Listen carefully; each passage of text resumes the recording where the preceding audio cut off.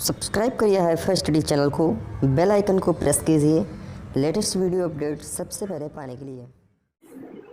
Hello friends, एक बार फिर से आप सभी का बहुत बहुत स्वागत करता हूं आपके अपने चैनल हाईफाई स्टडी में। दोस्तों, आज की वीडियो जो आपकी होने वाली है साइंस की बहुत इंपॉर्टेंट वीडियो होने वाली है। और आज की इस वीडियो में मैं आप सभी के लिए लेकर के आया हूँ जो कि आपका सेकंड चैप्टर बनता है मृदा तथा फसलें। ठीक है, मृदा तथा फसलें जो है उनसे रिलेटेड आपका जो साइंस जो सब्जेक्ट है आपकी, उसमें आपका जो टॉपिक बनता है सेकंड टॉपिक, जो कि आपका क्रॉप रोटेशन फसल चक्र बनता है। तो फसल चक्र में बेसिकली हम लोग सबसे पहले अगर यहाँ पर देखते हैं, अगर हम फसल चक्र में यहाँ पर सबसे पहले देखते हैं तो फसल चक्र किसे कहते हैं। ठीक है, तो फसल चक्र बेसिकली जो अपनाई जाती है वो किसके लिए अपनाई जाती है वो चीज़ आपको पता होना चाहिए। जो फसल चक्र होती है वो बेसिकली उर्वरा शक्ति को बनाए रखने के लिए एक निश्चित समय में एक निश्चित फसल को बोना फसल चक्र कहलाता है। किसके लिए? उर्वरा शक्ति बनाए के रखने के लिए। ठीक है, यानी कि अगर हम बात करते हैं फसल चक्र किसे कहते हैं, तो फसल चक्र के बारे में अगर बात करते हैं कि मृदा के किसी निश्चित भाग अथवा क्षेत्र पर, मृदा के किसी निश्चित भाग अथवा किसी निश्चित क्षेत्र पर और निश्चित समय में फसलों का इस प्रकार बोया जाना कि उनकी उर्वरा शक्ति जो है वो बनी रहे, यही हमारी फसल चक्र कहलाता है। क्या कहेंगे? एक निश्चित भाग में, कोई एक निश्चित भाग है, एक निश्चित भूमि, एक निश्चित खेत है, एक निश्चित समय में एक फसल को, मतलब एक फसल को उर्वरा शक्ति बनाए रखने के लिए फसलों का इस प्रकार बोया जाना कि जिससे भूमि में उर्वरा शक्ति जो है वो बनी रहे, क्या कहलाती है? फसल चक्र कहलाती है। यानी फसलों का बोया जाना, यही फसल चक्र कहलाता है। अब अगर हम बात करते हैं यहाँ पर फसल चक्र के बारे में, तो फसल चक्र के महत्वपूर्ण सिद्धांत कौन कौन से होते हैं, यानी इनके सिद्धांत कौन कौन से होते हैं, और इनके सिद्धांत में अगर हम बात करते हैं तो इनके सिद्धांत किन किन आधारों पर होते हैं।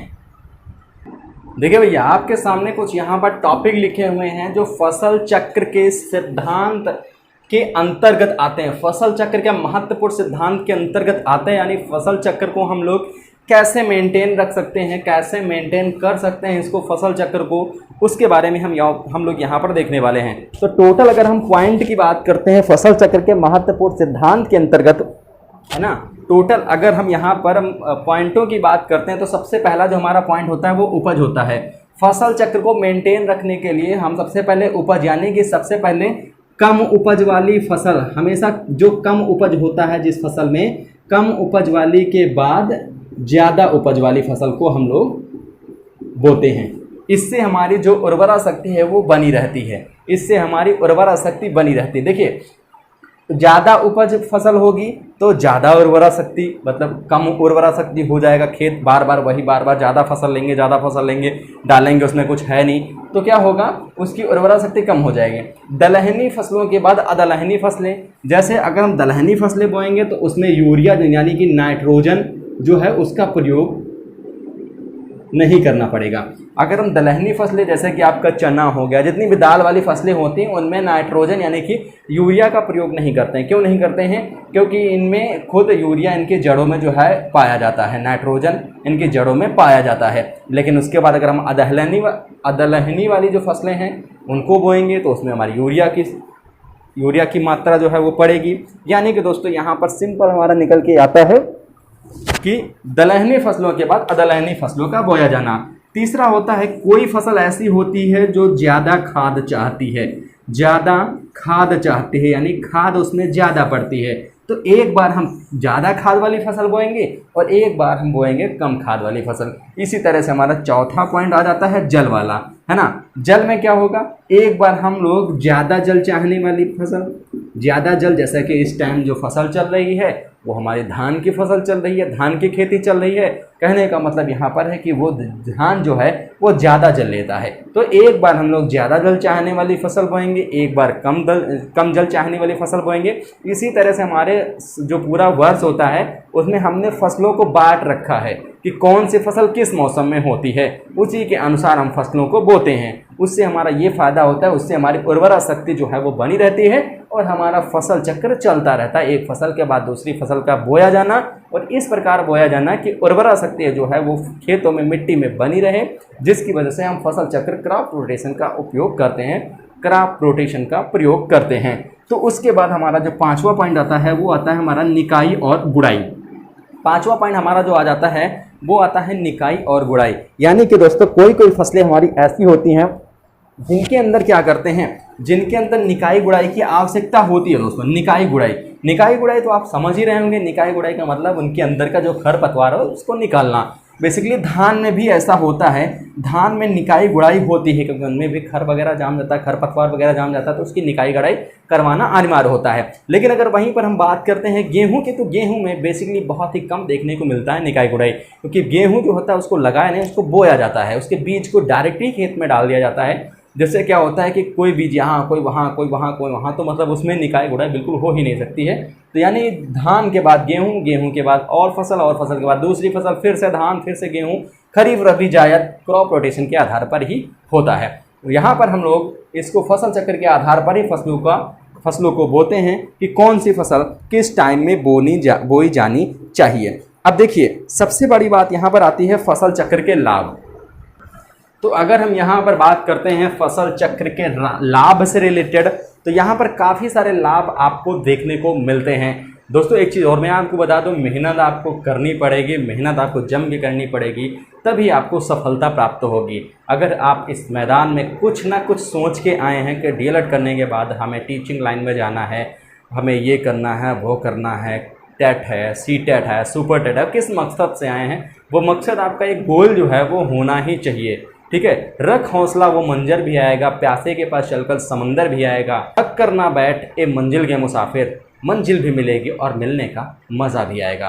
तो इसी लाइन के साथ हम यहाँ पर सबसे पहले मैं जो टॉपिक की बात कर रहा था उस पर चलते हैं, फसल चक्र के लाभ। दोस्तों सबसे पहले फसल चक्र अपनाने से क्या क्या हमारे लाभ होते हैं उनके बारे में हम लोग यहाँ जानेंगे। तो फसल चक्र अपनाने से सबसे बड़ी बात हमारी यहाँ पर होती है कि उपज में हमेशा वृद्धि होती है, उपज में हमेशा वृद्धि होती है। अभी आप क्या करोगे, जैसे कि पूरे साल में रबी खरीफ जायद में आप बेसिकली फसल चक्र को नहीं अपनाते हो और वहाँ पर मान लीजिए हम एक फसल ले लेते हैं गेहूं की फसल ऐसी फसल है जिसको हम मतलब बार बार अगर बोते जाएंगे, उसको खरीफ में भी बोएंगे, रबी में भी बोएंगे, जायद में भी बोएंगे, तो अगर हम तीनों में इनको बोएंगे तो बेसिकली क्या होगा, हमारी उपज जो है वो एकदम घट जाएगी, उपज जो है घट जाएगी, क्योंकि गेहूं बार बार बोते रहेंगे तो हमारी उपज जो है वो घट जाएगी।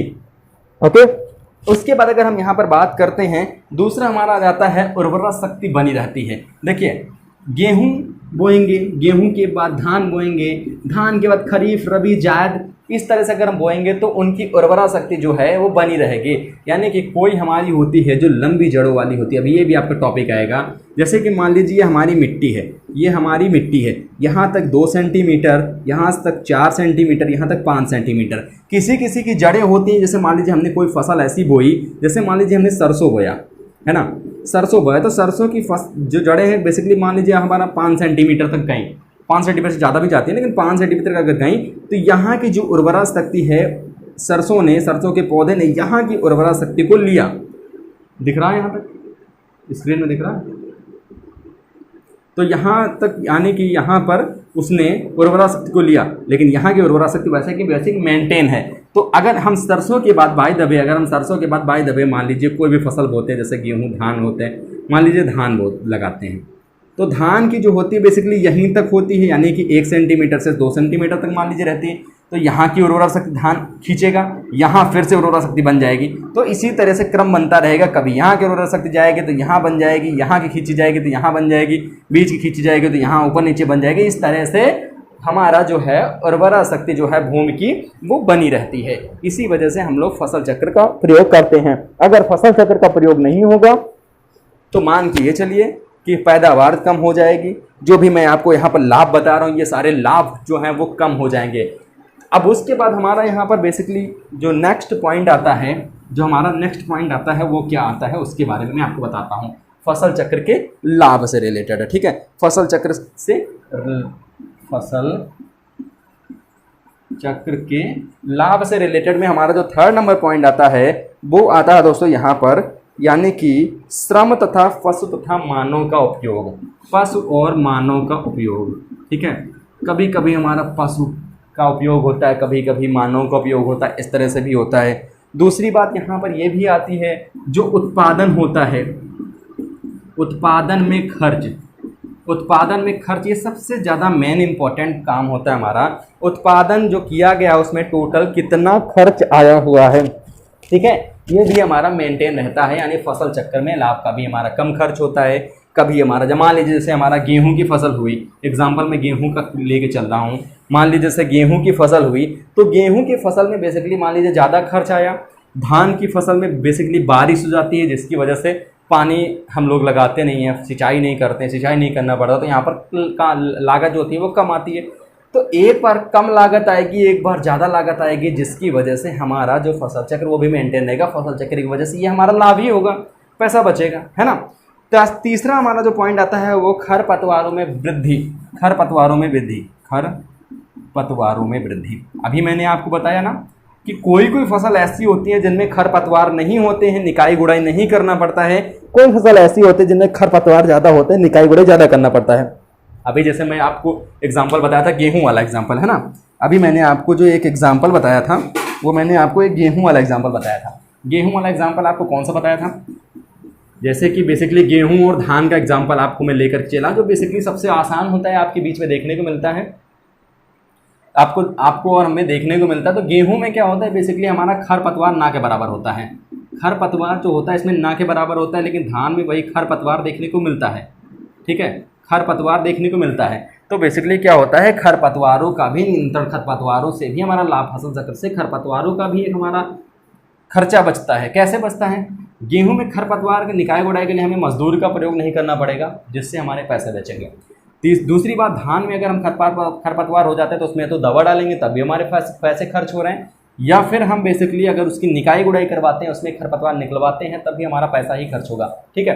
तो दोनों तरीके से हमारा पैसा जो है वो खर्च हो रहा है, यानी कि खरपतवारों से भी नियंत्रण होता है। तीसरी अगर हम बात करते हैं यहाँ पर मृदा तथा जैविक के बारे में, उसके बाद मृदा जलवायु के बारे में, फसलों का चक्र उचित प्रकार से किया जाना, ये सारे पॉइंट होते हैं। अगर आप बेसिकली 3 से 4 पॉइंट जो मैंने आपको बताए इंपॉर्टेंट, अगर वो आप लिख लेते हो तो फिर आपके लिए बहुत इंपॉर्टेंट हो जाएगा और आपको नंबर जो है वो भी कटने वाले नहीं हैं। तो बेसिकली अगर हम बात करते हैं साइंस के बारे में, फसलों तथा मृदा के बारे में, या मृदा फसलों के बारे में, फसल चक्र, क्रॉप रोटेशन के बारे में अगर हम बात करेंगे, तो फसल चक्र किसे कहते हैं इसके बारे में अगर हम बात करते हैं यहाँ पर, कि उर्वरा शक्ति के बारे में अगर बात करते हैं, बेसिकली फसल चक्र किस पे निर्धारित होता है, वो उर्वरा शक्ति पे निर्धारित होता है। यानी कि उर्वरा शक्ति कह लीजिए एक प्रकार का फसल चक्र ही, या फसल चक्र उर्वरा शक्ति है। नेक्स्ट पॉइंट के ऊपर चलते हैं। अब जैसे हमारा यहाँ पर नेक्स्ट टॉपिक जो आता है, इसी के अंतर्गत फसल चक्र का चुनाव। फसल चक्र का चुनाव कैसे करना चाहिए? फसल चक्र का चुनाव भी अपने आप में बहुत इंपॉर्टेंट होता है कि मतलब किस मौसम में कौन सी फसल का चुनाव करना चाहिए। ऐसा नहीं है कि हम गेहूँ ठंडी में यानी कि बरसात में बो रहे हैं, धान को हम गर्मी में लगा रहे हैं, उधर मार्च अप्रैल में धान की बुआई कर रहे हैं, या फिर धान की रोपाई हम लोग दिसंबर से नवंबर में कर रहे हैं, नवंबर दिसंबर में कर रहे हैं। उसका भी एक अपने आप में बहुत अच्छा रूल होता है। क्या होता है, उसके भी कुछ पॉइंट आपको दिए गए, जैसे कि जलवायु के अनुकूल फसलों का चयन करना, जैसे कि मैंने अभी आपको बताया है, ठीक है। जैसे कि आपको पता है कि गेहूँ जो है वो ठंडी के मौसम में होगा, तो उसकी जो जलवायु है, जो उसकी क्लाइमेट है, वो ठंडी ही वाली है। अगर हम धान की बात करते हैं तो धान बेसिकली जो है हमारा बरसात के मौसम में होता है ना, खरीफ की फसल।